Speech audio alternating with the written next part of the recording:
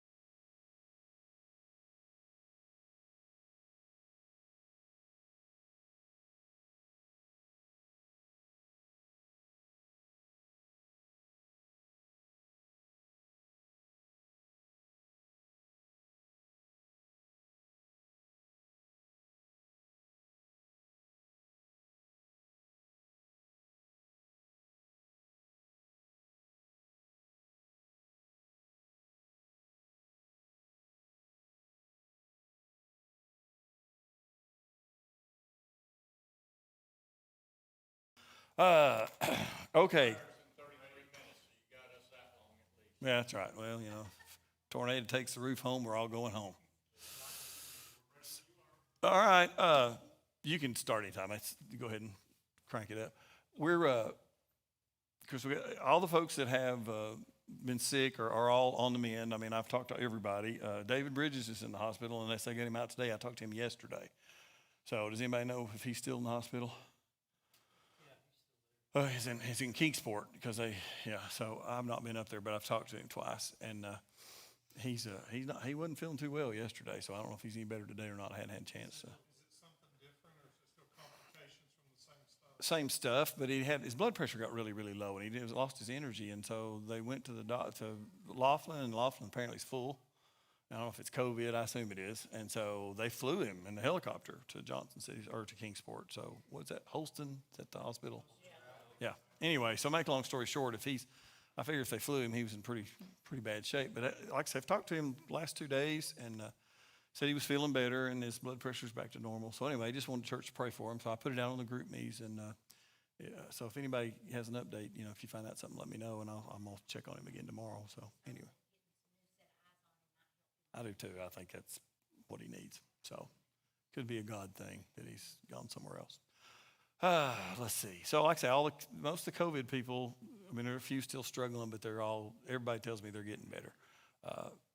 So just, I mean, and we hadn't had any new cases. And so Sunday was about what I expected. We had over 200 2 weeks ago, and I was so excited because I'm like, we're back, and then we don't have service. And then last week there was like 100 here, so I'm hoping that starts to climb again. But anyway, it just is. I mean, it's out of our control. So God's got a plan. Truth. Okay, so from here on through Daniel, it's going to get hairy, okay? And so I'm going to do this week, and I'm probably going to do next week. And then I'm going to take a couple of weeks because I'm going on a hunting trip. So unless I test positive for COVID in the meantime. But I'm going to do the next 2 weeks and try to get us through into chapter 9. And we won't get through chapter 9, but we'll get started on chapter 9 this next week. But it's just a lot of deep stuff. And to be honest with you, once you get it explained to you, it makes perfect sense. And then you're like, wow. And you'll find out just how amazing that the book of Daniel really is. But a lot of people read this stuff, and it's so, crazy is not a good word, so bizarre sounding when you read it. It's like most people just skim through it, and they don't even try. So we're going to break it down for you, and hopefully you'll have a really good understanding. Hopefully you've got some good notes, and you'll have a firm grasp on what's going on in this chapter. And then it just gets better and better. There's some really good stuff. So before we get started, any prayer requests that I don't know about? Yes, sir. My sister, Marcia, sent me a text this afternoon. Said my niece's husband tested positive for COVID, so they need our prayer. Yeah, there's about as many people getting it as there was this time last year now. So, anybody else?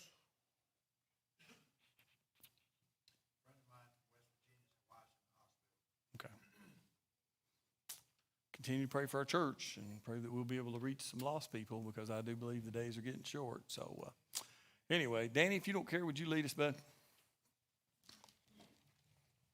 God, we're just so thankful, Lord, for all that you blessed us with, God. God, we thank you for salvation. God, I just lift up all these prayer requests to you, Lord. Lord, I pray for our church. Pray for those, Father, that are getting over this COVID. God, I pray that they'll be back 100% quickly. Lord, I pray for those that are not able to be here tonight, God. I just lift them up to you, Lord. Lord, I just pray for Bible study, Lord, that you'll be present with us, God, and that we may be able to take something away from this, Lord, and apply it to our lives. Thank you, God, for your word, for Jesus, and in his name we pray. Amen. Amen. When you first read this chapter, down toward the end of it, it sounds like he's talking about the Antichrist, but he's not. He's talking about someone who is a type and shadow, if for lack of a better word. I like to call him the Old Testament Antichrist.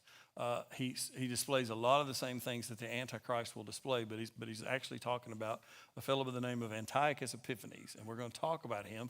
But I want to just go ahead and I'm just going to read the chapter. You'll just have to bear with me. It's a long chapter, but I want to try to get it through it. I'm just going to read this portion through. Let's see, where am I going? Well, if I can turn the page to 27. I'm going to go down to 27. And, that's the whole chapter. I'm sorry, for some reason I thought there was a little more. In the third year of King Belshazzar's reign, now remember this is going back. Daniel's already, we've already gone through the lion's den. Belshazzar's dead, but he's going back and he's telling you visions he had in the time of Belshazzar. In the third year of King Belshazzar's reign, I, Daniel, had a vision after the one that had already appeared to me. In my vision, I saw myself in the citadel of Susa in the province of Elam. In the vision, I was beside the Ulai Canal. I looked up, and there were before me was a ram with 2 horns standing beside the canal, and the horns were long. One of the horns was longer than the other, but grew up later. I watched the ram as he charged toward the west and the north and the south. No animal could stand against him, and none could rescue from his power. He did as he pleased and became great. As I was thinking about this, suddenly a goat with a prominent horn between his eyes came from the west, crossing the whole earth without touching the ground. He came toward the two-horned ram I had seen standing beside the canal and charged him in a great rage. I saw him attack the ram furiously, striking the ram and shattering his two horns. The ram was powerless to stand against him. The goat knocked him to the ground and trampled on him, and none could rescue the ram from his power. The goat became very great, but at the height of his power, his large horn was broken off, and in its place 4 prominent horns grew up toward the 4 winds of heaven. Out of one of them came another horn, which started small, but grew in power to the south and to the east and toward the beautiful land. It grew until it reached the host of heavens and threw some of the starry hosts down on the earth and trampled on them. It set itself up to be as great as the prince of hosts. It took away the daily sacrifice from him and the place of his sanctuary was brought low. Because of rebellion, the host of the saints and the daily sacrifice were given over to it. It was prospered in everything it did, and truth was thrown to the ground. Then I heard a holy one speaking, and another holy one said to him, "How long will it take for the vision to be fulfilled? The vision concerning the daily sacrifice, the rebellion that caused desolation, and the surrender of the sanctuary and of the host that will be trampled underfoot." He said to me, "It will take 2,300 evenings and mornings, then the sanctuary will be reconstructed." When I, Daniel, was watching the vision and trying to understand it, there before me stood one who looked like a man. And I heard a man's voice from Ulai calling, "Gabriel, tell this man the meaning of the vision." And he came near the place where I was standing. I was terrified, fell prostrate. "Son of man," he said to me, "understand that the vision concerns the time of the end." When he was speaking to me, I was in a deep sleep with my face to the ground. Then he touched me and raised me to my feet. He said, "I am going to tell you what will happen later in the time of wrath, because the vision concerns the appointed time of the end. The two-horned ram you saw represents the kings of Media and Persia. The shaggy goat is the king of Greece, and the large horn between his eyes is the first king. The 4 horns that replace the one that was broken off represent 4 kingdoms that will emerge from his nation, but will not have the same power. In the latter part of their reign, when rebels have become completely wicked, a stern-faced king, a master of intrigue, will arise. He will become very strong, and not by his own power. He will cause astounding devastation and will succeed in whatever he does. He will destroy mighty men and the holy people. He will cause deceit to prosper, and he will consider himself superior. When they feel secure, he will destroy many and take his stand against the prince of princes. Yet he will be destroyed, but not by human power. The vision of the evenings and mornings that has been given you is true, but seal up the vision, for it concerns the distant future. I, Daniel, was exhausted and lay there for several days. Then I got up and went about the king's business. I was appalled by the vision. It was beyond understanding. Okay, that's the chapter.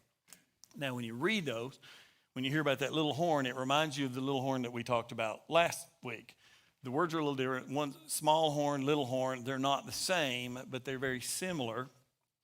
And also, just for FYI, when Belshazzar first came to the throne, Daniel still had some kind of capacity in serving the king. That's why he says, "I went back to the king's service." However, we know that by the time the handwriting on the wall came, and Belshazzar didn't reign long, 3-4 years, but by the time he came around, he didn't even know who Daniel was. So apparently Daniel's capacity had gotten diminished to the point he was in semi-retirement.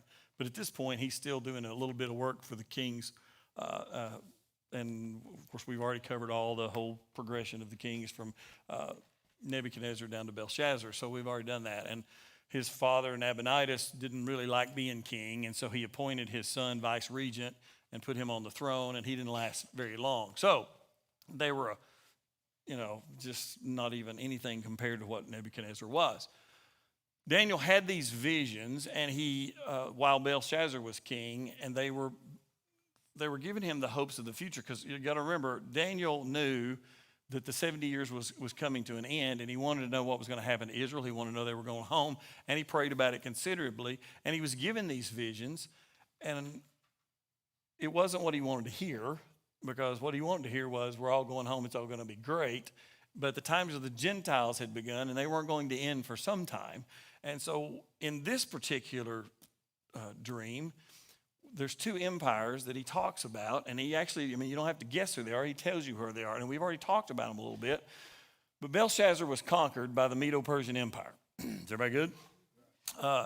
And so when he first begins to talk about this ram he sees with 2 horns, It is the Medo-Persian Empire, and one of the horns is longer than the others. Now, horns represent power. We've already kind of covered this in other visions. What does that signify?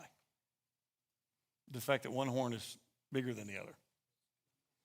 The Persians were stronger than the Medes. And it says it grew up later.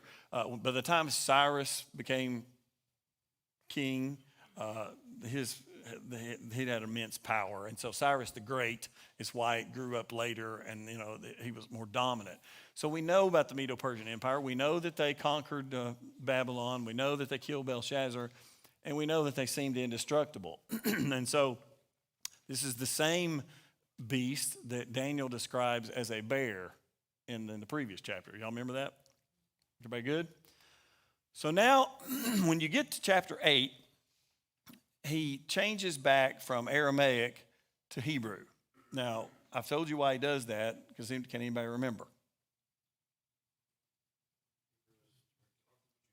Hebrews is specifically directed. There you go. Good job. He begins Daniel begins in Hebrew because he's a Jew. He's taken into captivity, and then in chapter 2, he begins to speak in Aramaic, but because it's at the beginning of Nebuchadnezzar's dream, because Nebuchadnezzar's dream is about the times of the Gentiles. So all that until the end of chapter 7 is really a broad-based message about what the times of the Gentiles are going to be like. He takes you all the way through the last kingdom, the Antichrist, the Ancient of Days, Jesus coming and destroying the kingdom and setting up a kingdom that will never end. Then he goes back in chapter 8 with another vision, and really this is more directed to what's going to happen to the people of Israel. So, Daniel, yes, your people are going to go home, but they're going to be trampled over by Gentiles for quite some time. And so they're not going to be like they were in the days of David. It's not going to be where, God was in charge. It was a theocracy, and then, David was king, and he was a godly man, and they were, a strong and mighty nation, and they were beholden to nobody. God says that's not going to happen. They're going to be subject to these Gentile kingdoms, even though they're going to get to go back home. Everybody okay? So now he's writing in Hebrew, and because this is really what's going to happen, and what he's taking you through are two empires. He doesn't get to the Roman Empire. Now we know the Antichrist is going to come from where? The remnants of the Roman Empire. So this chapter has nothing about that empire. It only talks about the Medo-Persian Empire and the Greek Empire. Okay? Are you with me? So who's this? All these horns, what do they represent? Well, like I say, horns always represent power. We know that the ram has the two horns, represents the Medo-Persian Empire. We know the one horn was larger than the other because the Persians were dominant, and Cyrus the Great was a pretty powerful dude. So now we have this goat that has one horn in the center of its head. It's like a unicorn. And it comes and charges this ram, and it comes from, now, you got to remember, Persia is in Greece. Is in Iran, okay? When you talk about the Iranians, they changed their name to Iran back in I don't remember when it was. Well, it's back in World War II because they went from Persia to Iran because of their alliance. They allied themselves with Hitler, and the word Iran is the same as Aryan, okay? So the master race kind of thing. Y'all remember all that stuff from your history class. So Persia is Iran. Medo-Persian Empire was located there, and it's interesting to note that when Daniel says, I was a vision, I saw myself at the citadel of Susa in the province of Elam, beside the Ulai Canal, that Ulai River that runs through there. This is all in Iran, and it's worth noting that when Daniel was alive, that place was just a bump in the road. It was not a great city, but it becomes the capital city of the Medo-Persian Empire. So not only, he sees this before it ever happens, and he's taken to the capital city of the Medo-Persian Empire. So picture this.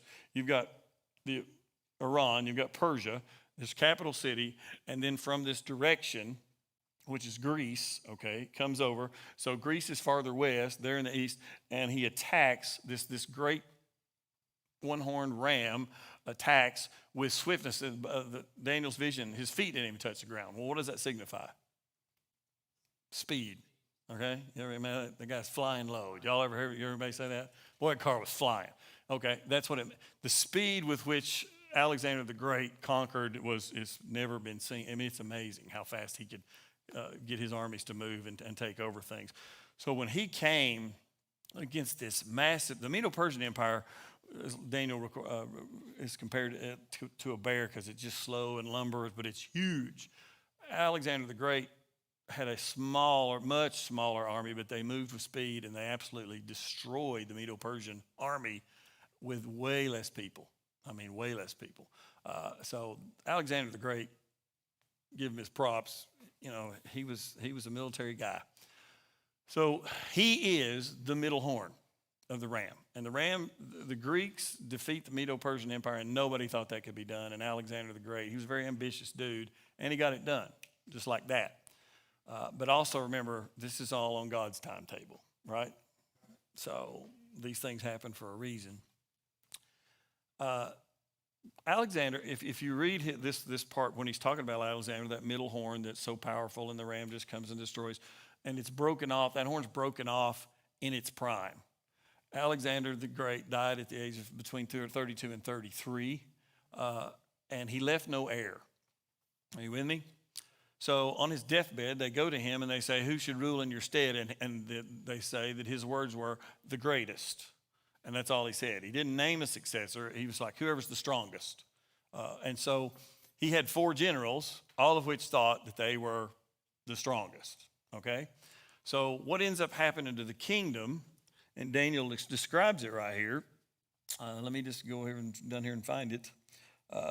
No animal could stand, it was rescued, became great. I was thinking about this. Suddenly the goat with a prominent horn between his eyes came from the west, Greece, causing the whole earth without touching the ground rapidly. He came with 2-horned ram I had seen standing beside the canal and charged him with great rage. I saw him attack the ram, furiously striking the ram, shattering his 2 horns. The ram was powerless to stand against him. The goat knocked him to the ground and trampled on him, and none could rescue the ram from his power. The goat became very great, Alexander the Great, but at the height of his power, his large horn was broken off, and in its place 4 prominent horns grew up towards the winds of heaven. Who are these 4 prominent horns? His 4 generals, okay?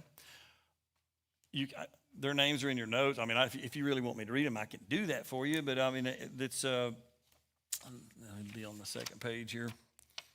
In the intro, their names were Cassander, Lysimachus, Ptolemy, and Seleucus. The Ptolemy ended up taking the southern portion of the kingdom that Alexander conquered, and Seleucus ended up taking the eastern portion, which would include Israel.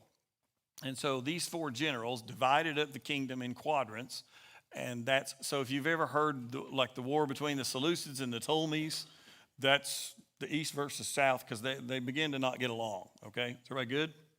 If you're really into history, this will fascinate you. If you're not, you're probably going to sleep. But hang on, we got to get there. So the Seleucids were in charge of the quadrant that Israel is in. And by the way, when you hear Daniel speak of the beautiful land, who's he talking about? He's talking about his home. He's talking about Israel. Okay, so one of them, let's see.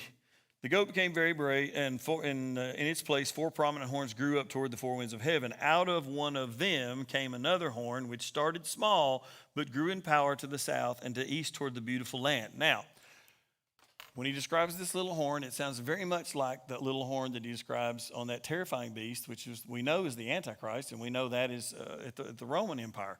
We're not talking about the Roman Empire. What empire are we talking about? Greek, okay?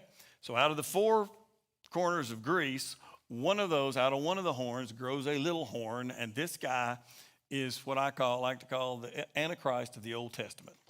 His name was Antiochus Epiphanes. The Jews called him Antiochus Epimanes, which means Antiochus the madman. The Jews were good at taking your name and making it sound like something else to give you a nice little nickname that they thought represented your character.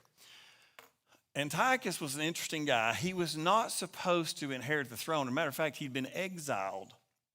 And so his brother was supposed to inherit the throne when it came time for the Seleucids to name a new king. Then his brother was supposed to inherit the throne, but his brother was murdered by his own treasurer.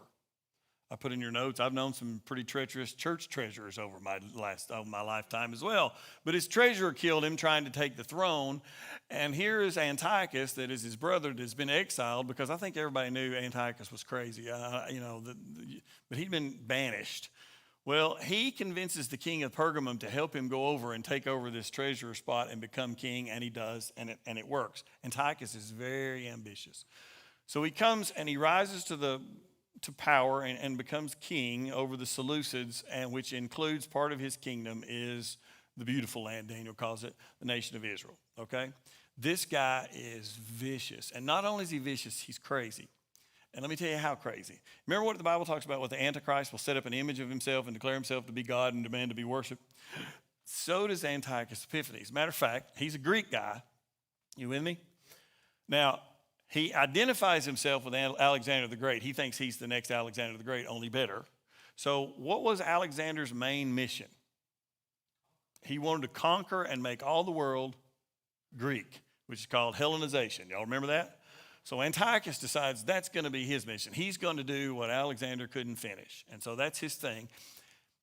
And he changes his name to Antiochus Theos Epiphanes, which means the image of the visible God. Okay? So you're kind of getting why they called him the madman? And so does anybody, if you know your Greek mythology, who is the big god for the Greeks? A fellow by the name of Zeus. So on the coins of Greece, they had the image of Zeus. Antiochus had the coins changed so that Zeus looked like him.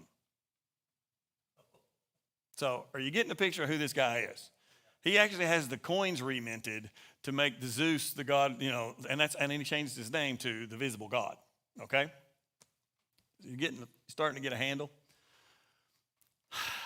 So, one of the problems he runs into is like these stubborn Jews don't really want to be Greek.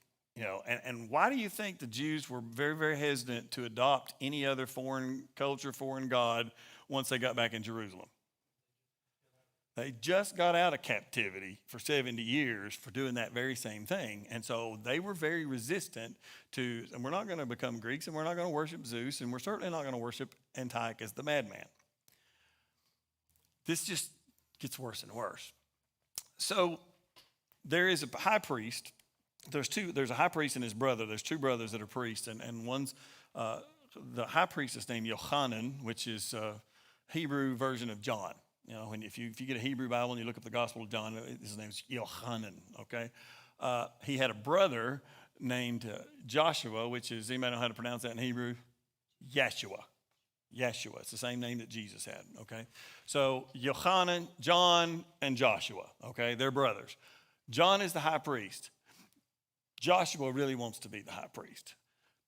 John says, there's no possible way we're going to allow the people of Israel, we're going to serve the one true God. This is my responsibility, and we're not going to be Hellenized. We're not going to worship Zeus. We're not going to do any of those things. So his brother, who is ambitious, really wants to be the high priest, and so he changes his name to Jason. He goes from Joshua to Jason. Would anybody like to guess why? Jason is Greek. So he changes his name to Greek, and he goes and he gives Antiochus a bribe and says, if you'll make me the high priest, I'll do everything I can to help you fulfill your mission. So in other words, he sold his soul to the devil, basically. Are you with me? So Jason, Jason goes to Antiochus and says, hey, I'll give you a bribe. And so then he also takes some money, and he hires assassins to kill his brother. So he kills his own brother so he can get his job. And then he aligns himself with Antiochus Epiphanes. Well, I'll tell you something. When you align yourself with a madman, you're asking for it. And that's never a good move, but that's what he did. So is everybody with me so far?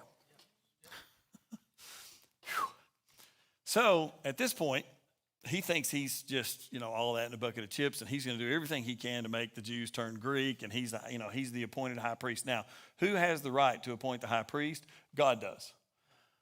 Well, Jason/Joshua should have known this wasn't going to last, because if Antiochus could be bought by one guy, he could be bought by somebody else.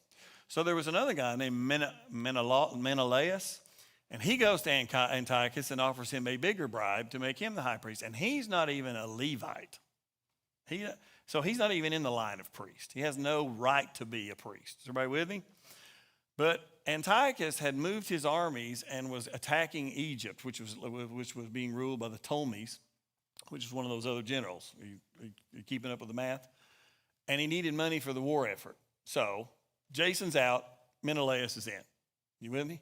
And Menelaus actually stole money from the temple treasury to pay off his bribe. So you see how sleazy all this is? Well, something happens because Antiochus, I mean, he's really powerful. He's got, his image on the coins and everything's going his way. Just like Daniel says, he can do no wrong. Everything he touches until he goes to Egypt and he runs into a force. He hits a brick wall. He's fighting the Ptolemies, and they have reached out to a certain group of people who've really not come on the scene yet, but they're getting there. He reached out to the Romans. And the Romans allied themselves with the Ptolemies, and Antiochus got his tail kicked trying to take over Egypt. Everybody good? So what happens to a guy who thinks he's God and he gets humiliated? This guy was tore up. He's on his way back home, and he goes through Jerusalem. And when he gets there, it is in total rebellion. Now, why would it be in rebellion? Because he had no right to take a non-Levite and appoint them to the high priest, and the people weren't having it, okay? So these Jews he thought he had under control, he found out that they were not. Are you with me? So when he gets there, he's already ticked off from going and banging his head against the wall against the Romans and the Ptolemies. And so when he gets to Jerusalem, he has a little hissy fit. And not just a little hissy fit, he burns a city down. And he goes into the temple, and he has his soldiers, they sacrifice a pig and put it on the altar. And they take chunks of pork and jam it down the priest's throat and choke him to death. And they pour pig's blood on the altar to desecrate the sanctuary. So what did Daniel say? The sanctuary is going to be, listen to this, it says, One of them came out a little horn which started small but grew in power to the south and to the east and toward the beautiful land. It grew until it reached the host of heavens and threw some of the starry hosts down on the earth and trampled on them. It set itself up to be as great as the prince of hosts, talking about God. It took away the daily sacrifice from him, and the place of his sanctuary was brought low. Because of the rebellion, the host, the saints, and the daily sacrifice were given over to it. It prospered in everything it did, and the truth was thrown to the ground. Then I heard a Holy One speaking, and the Holy One said to him, How long will it take for the vision to be fulfilled, and the vision concerning the daily sacrifice and the rebellion that causes desolation and the surrender of the sanctuary and of the host that will be trampled underfoot? He said to me, It will take 2,300 evenings and mornings, then the sanctuary will be reconstructed. So according to Daniel, this little horn's going to grow up, and he's going to desecrate the sanctuary. Is everybody good? But it's only going to be allowed for a period of time. And when the angels are talking, and he's seeing this vision, it says, how long is this going to last? 2,300 morning and evening. And it's really the way that Hebrew reads here, it's 2,300 morning and evening, 2,300 sacrifices. Well, they sacrificed for in the morning and in the evening, they made sacrifice. Are you with me? So if you divide that by two sacrifices a day, you divide that by two, you get a really close time period of about 3 years, okay? So for about 3 years, this is going to be allowed to happen. Now, when he came in and he poured pig's blood on the altar, and he choked the priest with pork, and he destroyed the scrolls, and then he had an image of himself set up, calling it Zeus, because remember, he's already done that with the coins. Then he puts it in the temple and says, I'm to be worshipped. So he puts an end to all daily sacrifices. So he does everything he can do to humiliate the Jews. He sacrifices a pig, which is just horrible, pours its blood on the altar, burns all the scrolls, kills the priest, and then puts an image of himself up in the temple and says, that's what you worship now. Does that sound familiar? Yeah, just exact. That's why you want to call this guy the Antichrist that I do, the Antichrist of the Old Testament. I mean, he's brutal, okay? Well, then he leaves. He thinks, I showed them. Well, wrong, okay? Now, in your notes, I call this, it's like the horns, Hellenization, and Hanukkah. And I'll tell you why.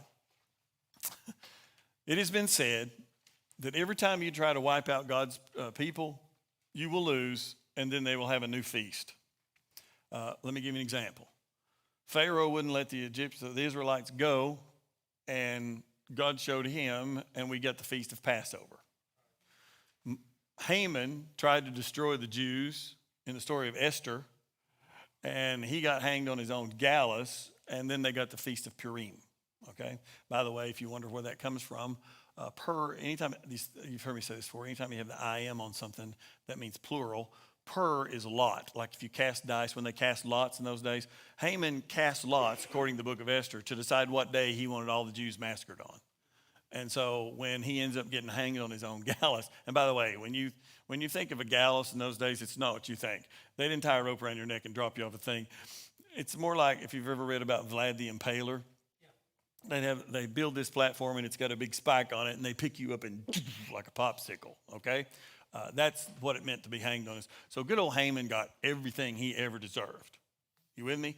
And the Jews got a new feast, and it was named Lots because he cast lots to. So it basically was mocking what he did. He cast lots to see what day they would die. He ended up hanging his own gallows. And they're having a party over it. So anytime you try to go against the Jews, you get a new feast. They get a new feast. You get killed, they get a new feast. Is everybody good? Yep. So Antiochus left Jerusalem, thought he had everything under control, set his own image up to be worshipped, desecrated everything, burned the scrolls.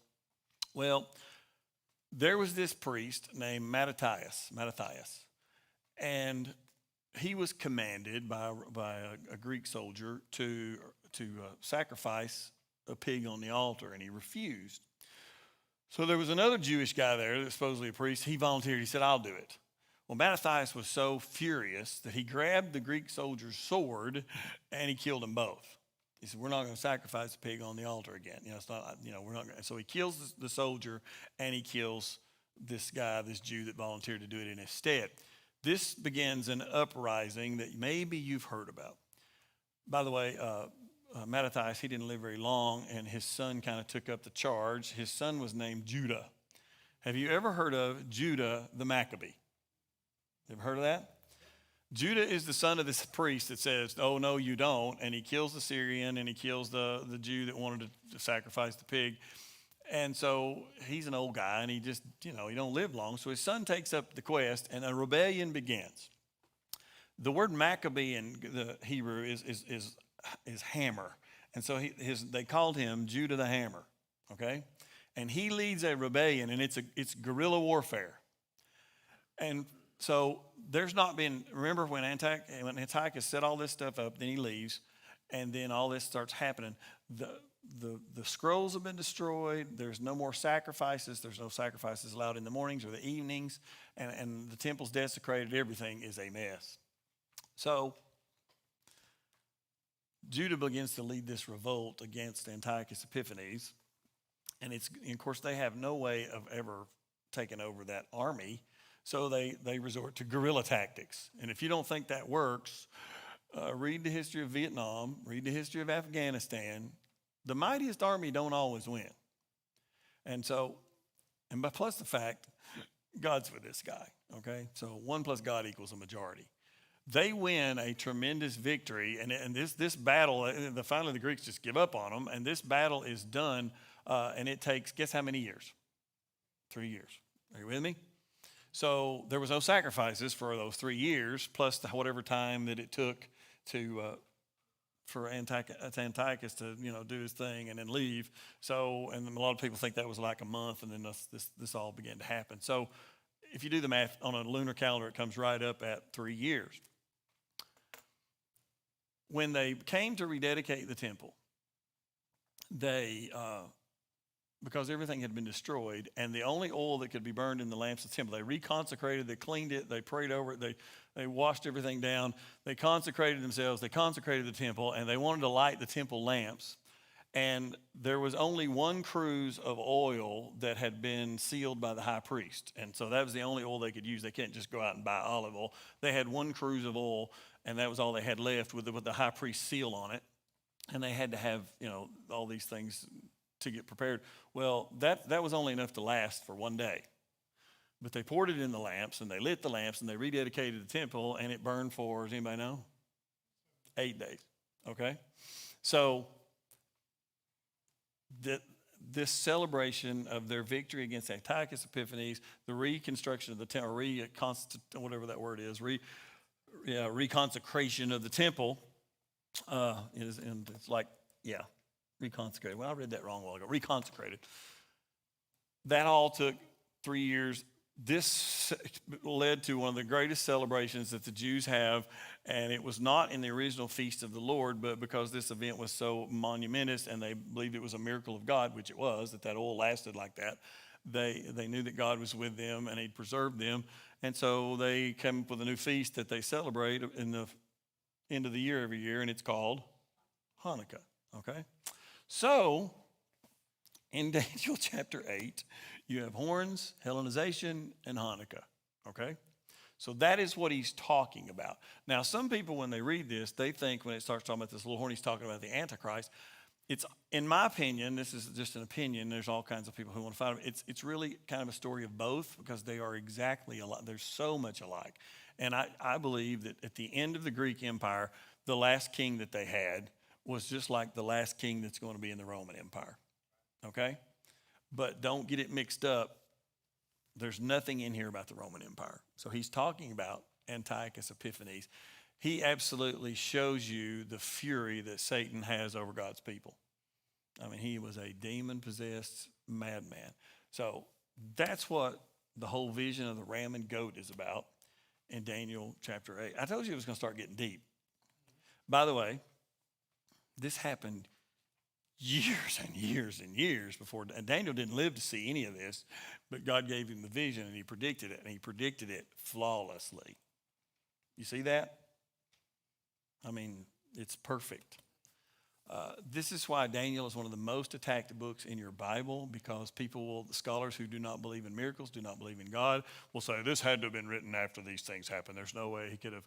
Well, yeah, he could too if he knew God. So that is Daniel chapter 8. Whew. I can't believe I remembered all the names. All right, so any questions? You understand why I consider this guy to be Antichrist of the Old Testament? I mean, he was brutal. And can you imagine the arrogance of somebody who, he changed his name to God, basically. And you say, well, who would do that? Well, the Antichrist is going to do it too. I mean, it's just like, you can't say that can't be done because it's been done, okay? And when somebody gets demon-possessed, it's amazing what you think can't be done can be done. So it's a perfect picture of what's going to happen at the end of the Roman Empire as well. Any questions? So when he talks about this time of wrath, it says the vision concerns the 20 time of the end. Mm-hmm. He's talking about, and it's what he's really talking about. He's talking about the end times of the Greek Empire. But you got to understand, in God's timetable, the days of the Gentiles are the times of the end. So from Nebuchadnezzar to the Antichrist are the times of the end, okay? Now, there's some great things that happen, the cross and the age of grace and all these kind of things happen, but it's all leading up to the culmination. But I do believe the reason it's worded that way, in my humble opinion, for what it's worth, is because it is so very similar to what's going to happen at the very end. But it's actually at the end of the Greek Empire is really what he's referring to. So, everybody good? Make sense? That's good you picked up on that. That's a good question. Anybody else? Is any of this new to anybody? Have you read Daniel before and go, oh my gosh, what is that about? And it gets even more amazing, just to be honest with you. So this is why, and you see a title in there, you hear Daniel say this word a lot. He's called the Son of Man, the Son of Man, Son of Man. Jesus, that becomes Jesus' favorite title of himself. It's used several times in the gospel. He calls himself the Son of Man. Why does he do that? Because he is God made man. And so he's Son of God, Son of Man. And so he's the ultimate, he's God, he's all man. And Jesus uses that title a lot. Matter of fact, We're doing John 5. It's amazing how these are all lining up, but we're doing John 5 this week and last week and in our study, and it's like he calls himself the Son of Man there too. So that term comes from Daniel. Everybody good? That was a lot of complicated stuff. I can't believe you didn't have any questions besides that. So, wow. Yeah, same kind of thing. I want to eradicate God's people. Yep. And I'll tell you, the Antichrist will be. I don't know if I said this in the message last week or week 4 or whatever, but Hitler. If you ever go back and watch his speeches, Hitler would begin, he mesmerized people, and he would begin and really calm, and he would begin to talk, and as he got into his speech, he would get up on his tiptoes, and he would begin just, and just so demonstrative and screaming, and they show shots of the crowd, and I mean, it's worship. I mean, those people worshiped him, and that's lost people will worship the devil's guy, and that's what happened, and so he wanted to destroy the Jews just like Antiochus Epiphanes did. Well, Antiochus Epiphanes wanted to make them Greek, and if they didn't, anybody that didn't want to do what he wanted because he was, the image of the visible God, then he took that personal, and it didn't help that he got his tail feathers singed in Egypt. That made it worse, and so he decided he needed to take his rage out on somebody. So he's just a petulant child, but with a lot of power, and an army. And so those people are dangerous, but he was a wicked dude. So if you've never, if that's new, I hope you learned something. But like I say, this stuff about the Antichrist, when you read it and you say, that's just so far-fetched, it's already happened once. Everybody good? Well, if everybody good, we'll pray and go home. Mike, would you lead us, bud?